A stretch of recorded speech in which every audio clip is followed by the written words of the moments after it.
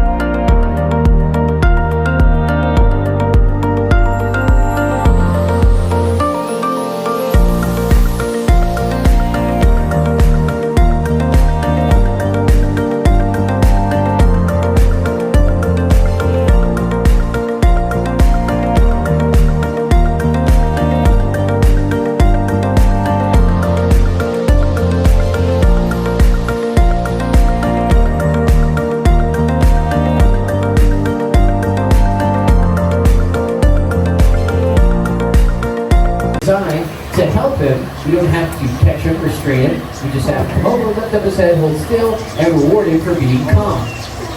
He's standing up nice and tall and gets rewarded with a bit of food there again, a whole mouse, and you gotta get inside. Daniel's catching all what we call a bite zone. Normally, you catch an alligator on their face or their head, they're gonna rip your arm off. But Crusher was demonstrating how well conditioned he is. He's not tame. Right now is a great testament to that. If you got good eyesight, you'll see he's swimming under the water with his mouth open. His mouth is open because he's anticipating biting Daniel. A lot of people want to know, does he bite you? Every day he tries to bite us, and when he does, we just don't reward him, nor do we punish him. We're not going to tell him bad boy, we're not going to whack him with a stick, we just give him food, we just wait, we restart, reset, and reward Crusher for being calm. Putting our head in the mouth, it doesn't really benefit us, but it might benefit Crusher here in a moment. I don't want to jinx it. He's trying to seed it up on Daniel, so Daniel's going to go on the other side of Crusher. He's on the surface there, his eyes, nose, and ears. So now's the time. Get your cameras ready. Daniel's going to put his head inside the alligator's mouth. And remember, if something goes wrong, please zoom in. Keep recording. Don't scream, get this little camera. I'm right here. I'm not going to hear you. So here we go. Daniel's kids will see the video either way. So here we go. Head in the mouth. Oh, buddy. He wants to look. So you see his back feet, Crusher's posturing to leap forward and jump Daniel. Daniel's getting himself amped up. Here we go. Head in the mouth in the count of 3. Finish. Goes. Oh no. Nah, we don't do that. No way. We don't do that. The insurance told us we can't. Now after it happened to Jacob, he's alive. He just fell off a fence. That's what he's wrong. But Daniel's going to try and spin. Oh, that was very good. Time for Crusher's annual blood draw. He's so used to it, he just thinks it's us. And he doesn't give our exotic vet Ivan a hard time. So now we get a little food. Perfect. The next part is a little bit more the instinct over training. Normally, wild alligators would never act like this. They're terrified of us as humans, but try and break his focus, mimicking a drowning animal in the water. So either he focuses on Daniel in training, or he spins around and grabs me. Here we go. Drowning animal, take one. Action. Help, I'm drowning! The water, help! Life alert! Life alert is not waterproof, so I'm not here. Yeah, we did that last week. We crushed your spun like you did earlier towards me. That was not cool. But that's an alligator. Or you're probably about to feed yourself as a snake.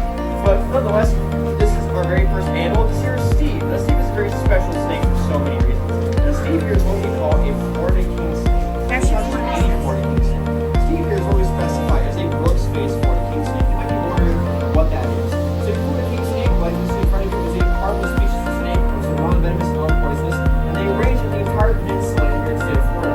They're usually a pretty dark in coloration. They're black or dark brown, chestnut, and cream colored bands that go horizontally alongside their dorsal. We're really noticing, of course, that Steve is so much prettier than that, right? Steve is blonde, he's yellow, he's cream color. Also, he's a great shooting him if you look at him in the right light. The reason is that animals want to eat the king snake in front of you, but especially birds and small mammals like raccoons, foxes, and bobcats. So for him, this really bright color you see in front of you helps him blend with leaf litter, the aquatic vegetation, the bankside vegetation, and the land fully grown. We're going to be, of course, noticing why they're called blue-tongued snakes, right? The very vibrant, bright blue tongue. We might be wondering what, right? Non-native or also known as invasive European foxes are going to try to keep the blue-tongued snake in front of you. So, what's he going to do to keep himself safe if he can't run away? Well, that's where that blue tongue comes into action.